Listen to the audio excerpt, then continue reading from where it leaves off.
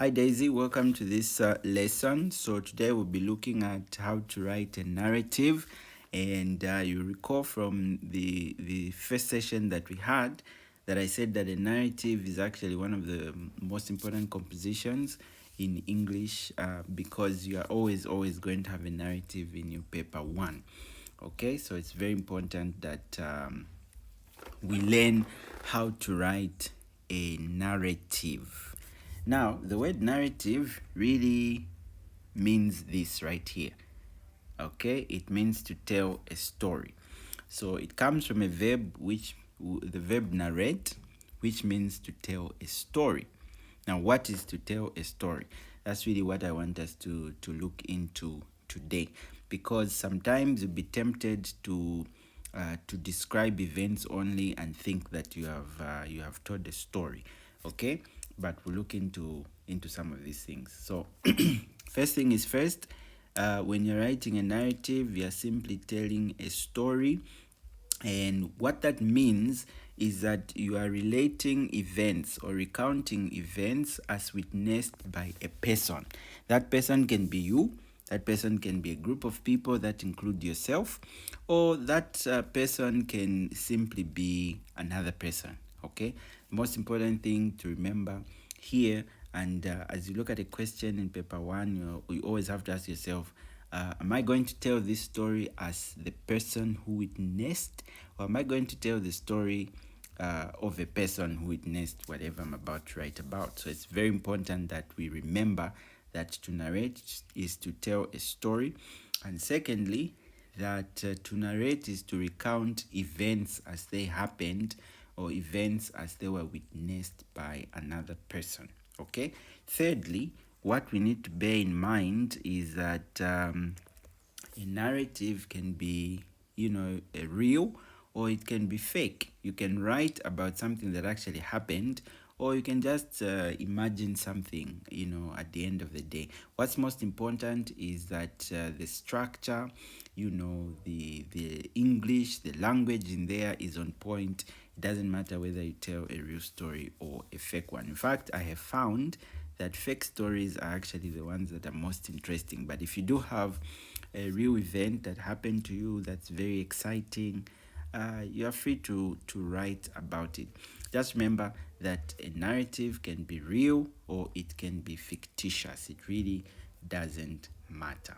Now, the other thing we should bear in mind as we think about narratives is that you must always have a beginning, you must have a middle part, and you must have a conclusion as you are dealing with narratives. This is very important. This, in fact, in my view, is what sets apart narrative compositions from descriptive compositions, for example, where you're asked to describe an event, something like that. So the fact that your narrative has a beginning, the fact that your narrative has a middle part, and the fact that a narrative has a conclusion is really what's going to set apart, your narrative compositions from the rest of the compositions you're going to write about. Now, most importantly, okay, we need to remember or always think about the fact that a narrative composition, can you see that? No, that's too dark. Let's do that. Okay, so a narrative composition must have what is called story structure. What is called story structure. Your narrative must have a structure. Without it, it will be very hard to recognize what you write about. Okay, so the structure of a narrative basically talks about how you've organized your story. How's your story organized? Okay, and the structure of the story has 4 components. So every time you think of structure of a story, remember these 4 components. The first is that your narrative needs to have a plot. If you don't know what these things are, don't worry, we are going to explain momentarily. Okay, first thing is first, your structure must have plot. Then your structure must have setting. Oops, that's okay. So your structure must have setting, right? Then your structure or your story must have character, and your story must have point of view. So remember, when we were talking about you recounting a story, uh, let's highlight this one so you see what I'm talking about. This one right here. So when we are saying that it's telling a story as witnessed by a person, what we actually meant here is this point of view right here. Okay, the point of view. I'll explain in a second. Just bear with me. So while writing a story, these four components must be carefully taken into consideration, and if your story is lacking these four things, it means that your story is lacking structure. And if your story is lacking structure, it's going to be confusing to whoever is going to read. In this case, it's the examiner. So let's start off with point number one under structure that we're talking about, which is that your story must have plot. Your story must have plot. Okay, what do you understand by this word right here? Plot. In short, what comes to your mind when you hear the word plot? In simple terms, a plot describes events that make up the story. Okay, here we are trying to answer the question, what happened in the story? Okay, we are describing events as they unfold in your story, and these events, bear in mind that these events have to be connected. They have to appear in some form of sequence. Okay, they have to be connected. You can't talk about events that are independent of each other. There has to be some connection. Okay, there has to be some connection. So a complete story is going to have, so when we're saying, remember again, when we're talking about beginning, middle, and end, essentially what we're talking about here is that we're talking about plot. Okay, plot is beginning, middle, and end, but when we say plot, what we must always remember is this right here: events. What events unfold in the story? Okay, so your narrative must, it's a must, it's very important that your narrative has a plot. The second thing is down here, you can see at the bottom we are saying setting. So the setting includes the environment in which the events of your story take place. Okay, and the setting of your story will include things like your location. Where is this story taking place? Is it in an urban area? Is it somewhere else? Is it at a farm, for example? Is it in Lusaka? Is it at a village? Is it in Western Province? Where is your story taking place? In other words, where are the events of your story unfolding? And most importantly, under setting, we also have to talk about the aspect of time. Okay, we have to talk about the aspect of time. What time is your story taking place? Is it during the day? Is it in the afternoon? Is it at night, etc., etc.? We always have to have these things in mind. So when we are talking about a narrative, remember, a narrative is simply where you are telling a story. Okay, and your story is going to need four components, to form the structure. And the first is the plot. We are saying that the plot describes events that make up the story.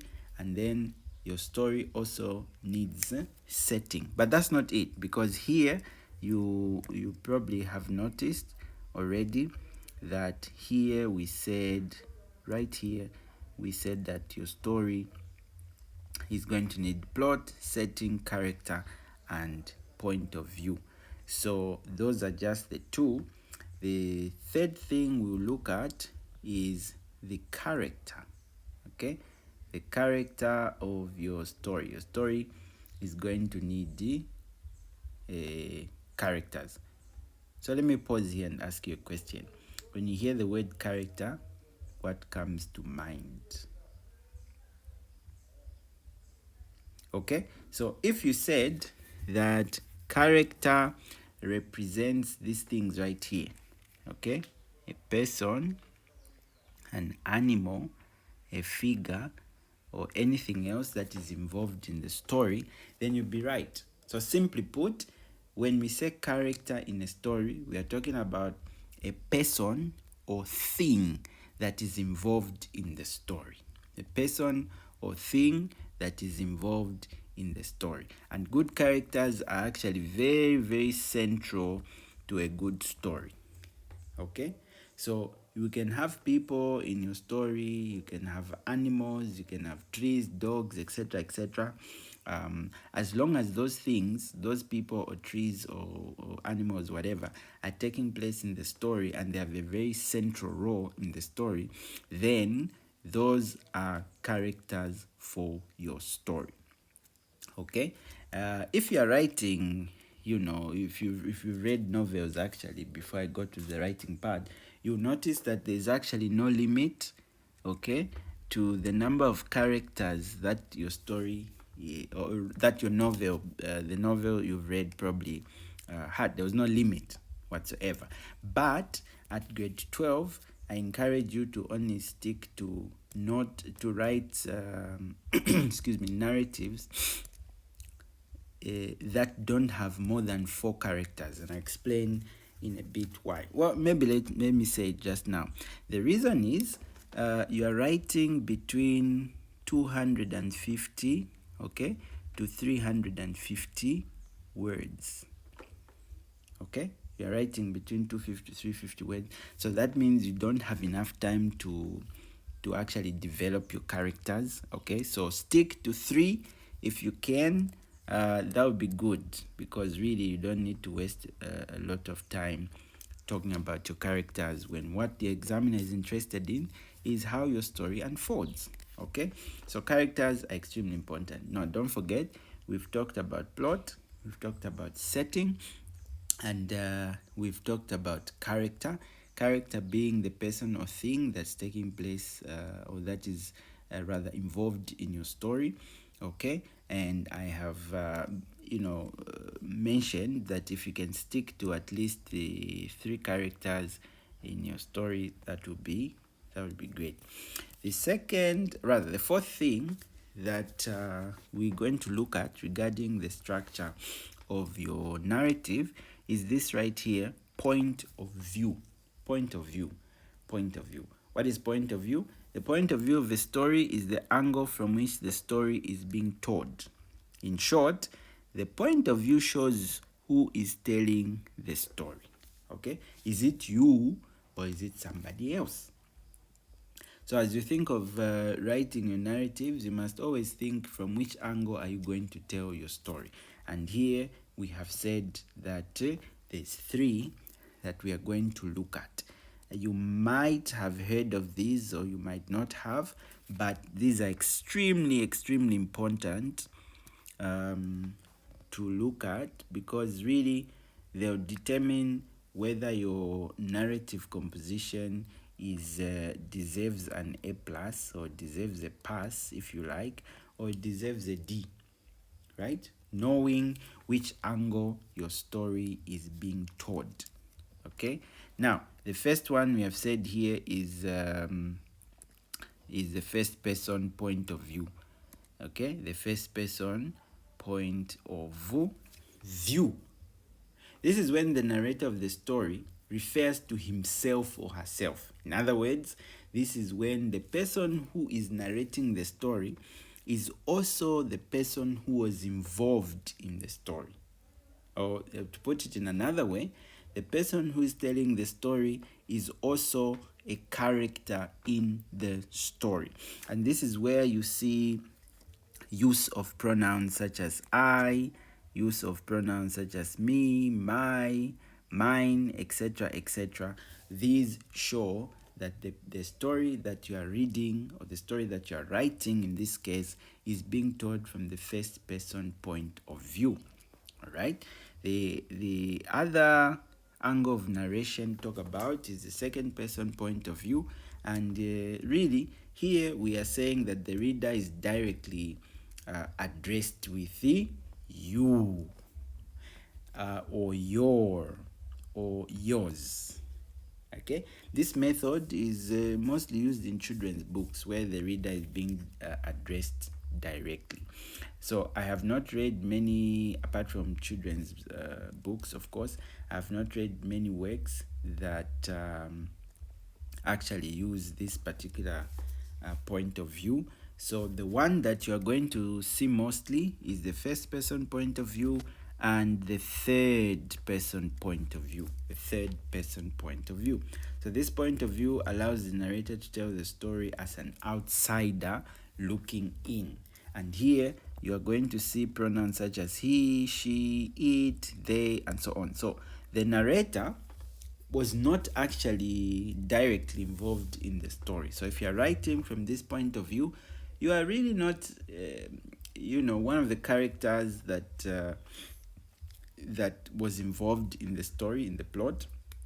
So third person point of view is really telling the story as an outsider looking in. Okay, so these are extremely important to look at. Are you going to answer your question from a first person point of view, or second person, or third person point of view? So like I said, the most common that we find is the first person and the third person point of view. So it doesn't really matter which point of view you tell your story from. Just be very clear and very clever about how you're going to use some of these issues. So let's look at what we're talking about here. So the first person point of view uses these pronouns here: I or we. I or we, right? Meaning the person telling the story is also involved in the story. You can see this little thing here raising its hand saying I, we, right? The second one, which is the second person point of view, is you. So here you are directly addressing the reader. Okay, and the third one you notice is he, she, it, they, and so on, where the person who is telling the story, okay, is actually looking in. All right, so that's very important to understand. Now we are going to talk about this aspect right here, the story arc. Okay, very important aspect, the story arc. And everything that we have discussed so far, we are going to sort of summarize it in what is called the story arc. Okay, what is called the story arc. So every great story is going to is going to need an arc. You always, if you're going to write a story that will be great, okay, your story is going to have an arc. Okay, your story is going to have an arc. So let's dive into what we mean when we say story arc. Now, I did not mention that one of the most important things your story is going to need is what we are calling the conflict. So we bring these things into perspective now. So when we say story arc, we mean this right here. So your story is going to go through something that looks like this. Remember, we said that your story is going to have a beginning, your story is going to have a middle part, and your story will have a conclusion or an end. What does this remind you? Yes, plot. So the arc is basically the plot. What is the plot again? The plot talks about the events that unfold in your story. So if you look at this arc, this diagram here that shows the arc, the story begins here and progresses all the way to the conclusion right here, or in this case, the resolution. Now, your story has to go through this if it has to be interesting. So there's different parts. Okay, let me highlight them for you. The first is the exposition, then there's the rising action, then there's a climatic or the climax, then there's a falling action or the resolution. Okay, how many parts are these? You can see 1, 2, 3, 4, 5. Okay, I always encourage my students to, if they are going to answer this type of question, to write 5 paragraphs. If they can write more, that would be great. But remember, you are dealing with 250 to 350 words, so you don't have much time, to waste. So you can answer a question very well if you stick to 5 paragraphs. Okay, 5 paragraphs. And if you can break them down, these paragraphs, if you can break them down into these parts, then that will really help you. So paragraph 1, exposition; paragraph 2, rising action; paragraph 3, the climax; then the falling action; and then the resolution. Now let's see if we can get into some of these components, what they mean. So when we say exposition, okay, and please read through this document again. I think you will really benefit when you do that after this lesson. So when we say exposition, really the exposition of a story just includes the background information, okay, of your characters and your plot. In other words, here you are telling us who is involved in your story, okay, where they live, and you can give us a hint of probably what's going to happen here. Okay, so that's what the exposition is. Now if you look at this part right here, let me put it in this color right here, red. Look at this part right here. See that? The part at which the story turns. This is the conflict. Okay, what is a conflict? A conflict is a problem. A conflict is a problem. So let's see if we can write it in small. Yeah, there we go. Conflict. Okay, for your story to be interesting, your story needs to have a conflict, or it needs to have a problem.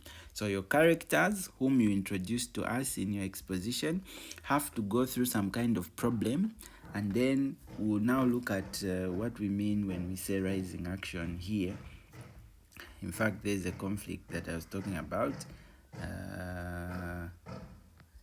Okay, let's do this. Yeah, there's a conflict we're talking about.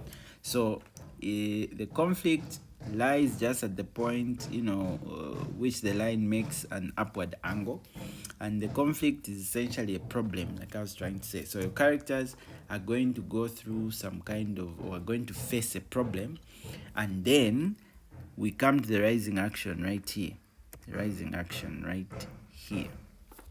Okay, which is the point at which all events in your story begin to build excitement. For example, suppose you're telling a story about a young girl who lives in Lusaka West, okay, who one day wakes up on a Saturday morning and wants to go to town. So she dresses up, gets into town, she buys whatever she wants to buy from town, and then on her way back she jumps on the bus, and then just along the way the bus has a breakdown, and it's now almost 20 hours, and she lives on a farm which is quite far from civilization. Okay, there's a problem right there.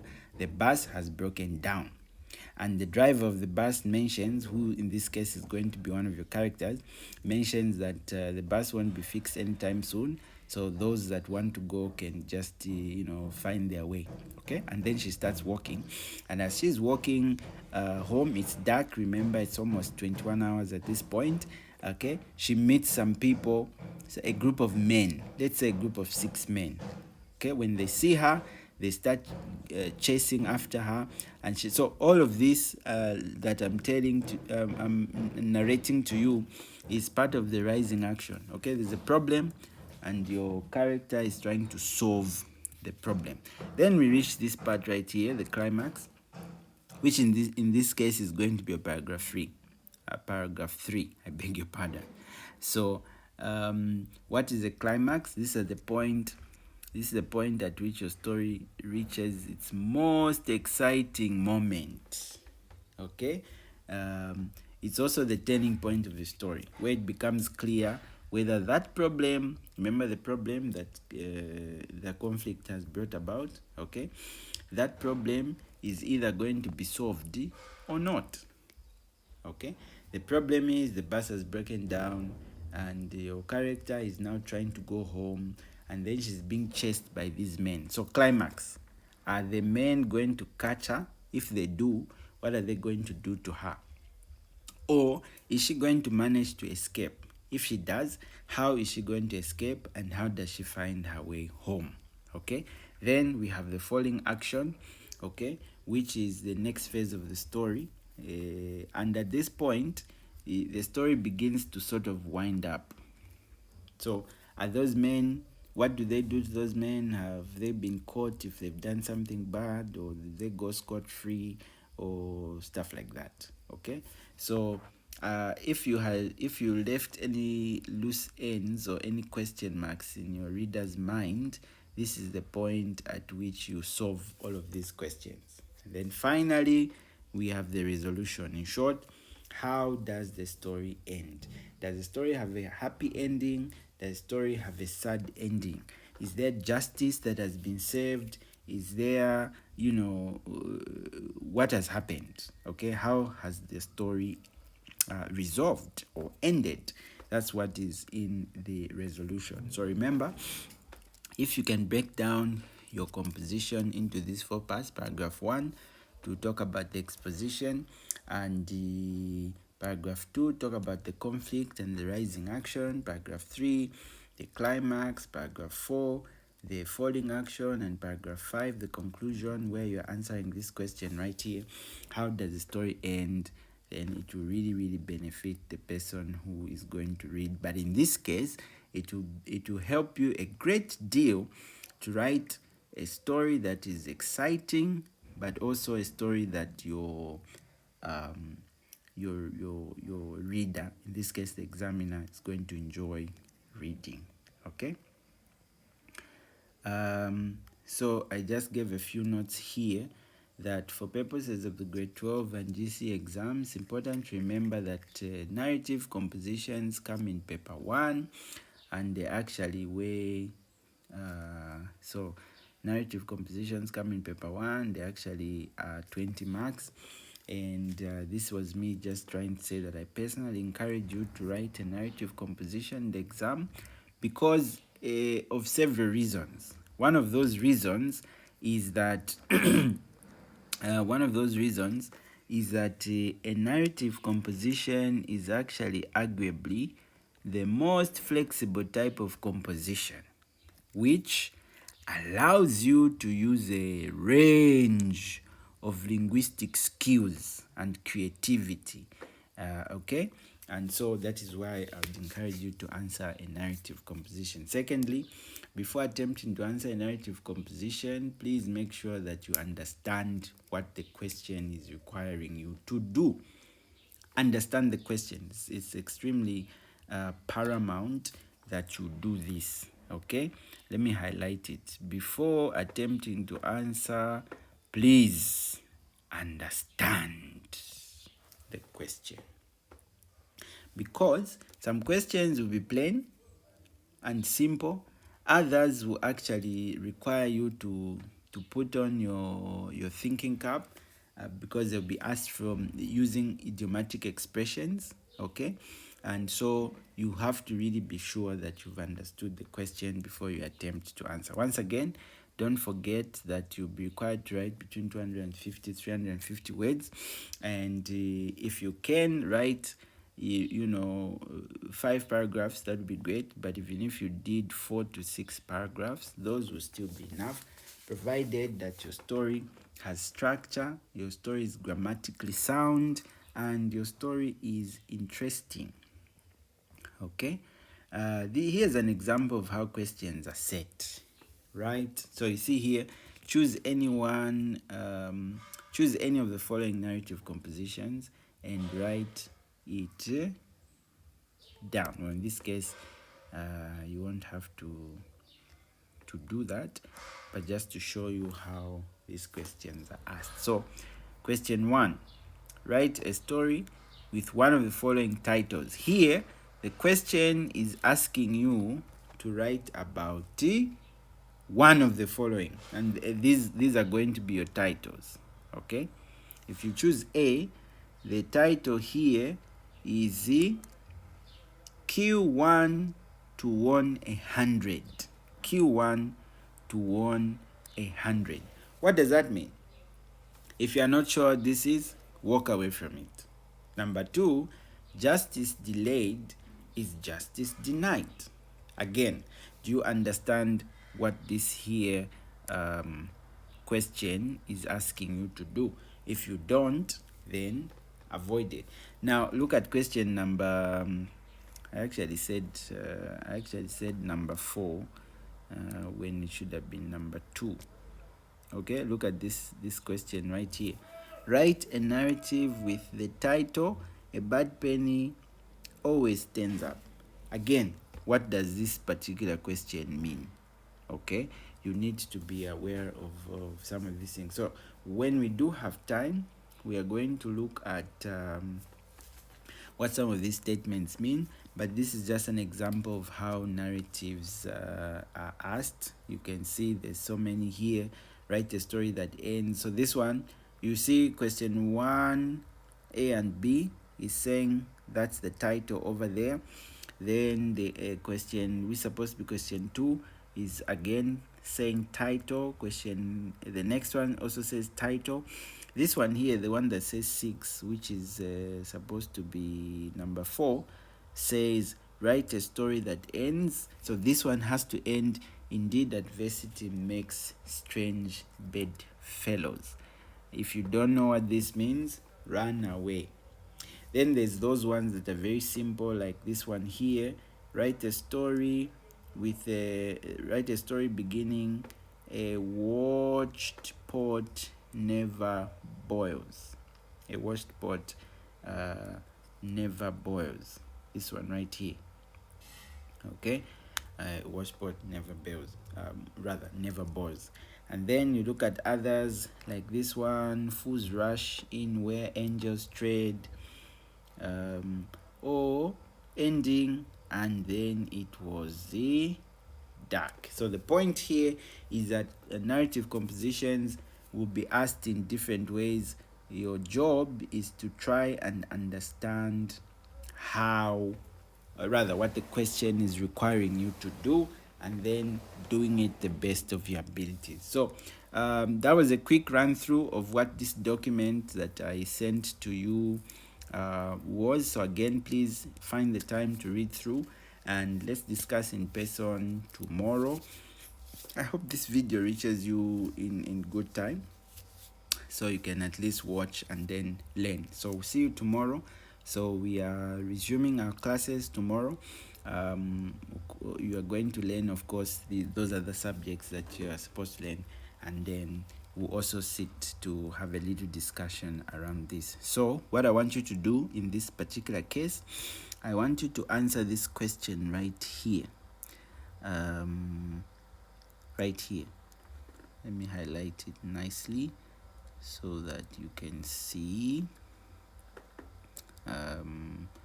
So I need you to answer the question that says 10. Write a story with the ending and then it was dark. And then it was dark. Okay, let's see what you can come up with, and I'll be happy to mark your work. So thank you. The lesson ends here.